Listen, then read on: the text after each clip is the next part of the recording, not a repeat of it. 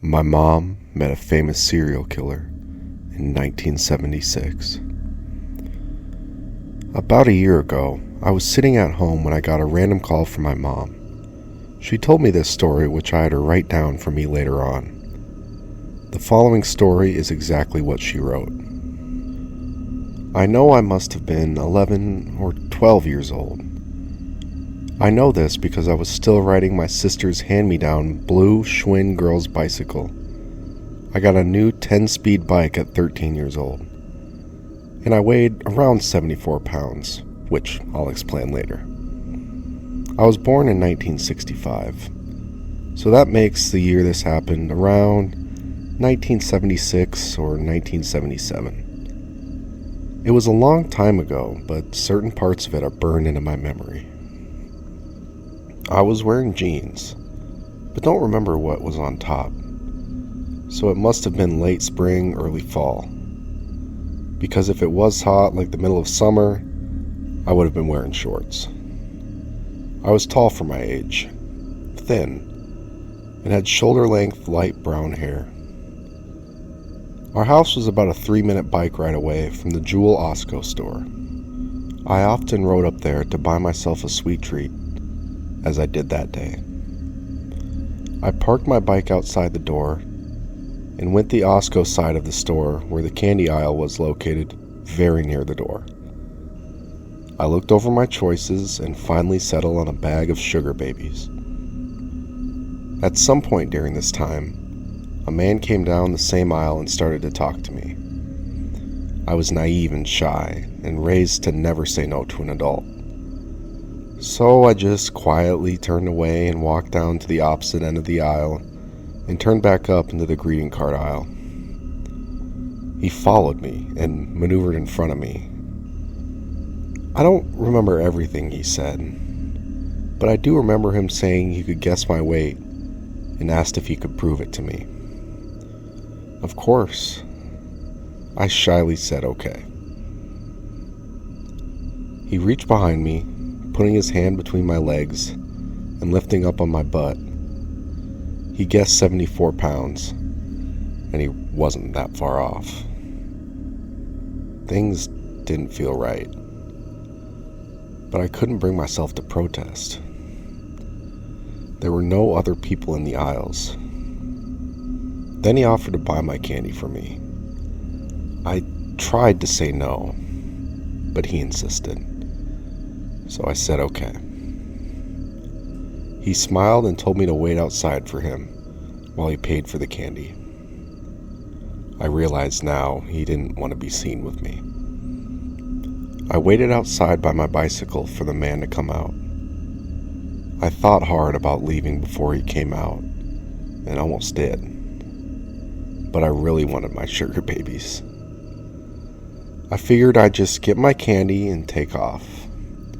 But when he came out, as he handed me the candy, he told me he had a really cool car that he wanted me to see and asked me to walk out to the parking lot with him. Again, I said okay. As we started walking, I started getting a strong feeling that I needed to get out of there. One smart thing I did do is insist that I take my bike with me, so I kept it between us. He led me out to the furthest edge of the parking lot. Beyond that was just empty field. No buildings, no roads. His car was parked so the passenger door faced away from the store. The car was a Volkswagen Beetle, beige or tan in color, and in good condition, maybe new. I stopped and looked at it, but kept my distance. He opened the passenger door for me to see in. I smiled and nodded obediently. Then he asked me if I wanted to sit in it. Alarm bells ringing in my head. I told him that my mom was waiting on me to get home and I'd better go, in a very nervous prattle. I was surprised and relieved when he didn't object. He just said, okay, and goodbye. I jumped on my bike and left him standing there. I pedaled as fast as I could and didn't look back. When I got home, I sat in the recliner in our living room and ate my candy, thinking about what just happened. I did not tell anyone. I guess I was afraid. Afraid that what I thought just happened didn't really happen. Afraid I would get in trouble for not handling it right. Afraid of making my parents mad or scared or whatever.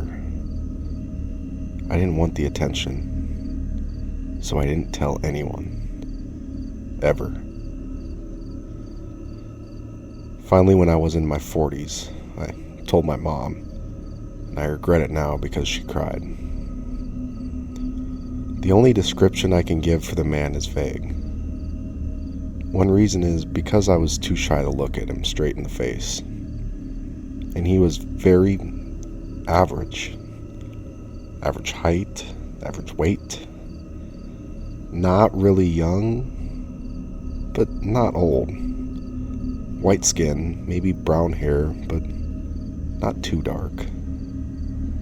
And I don't remember what he was wearing.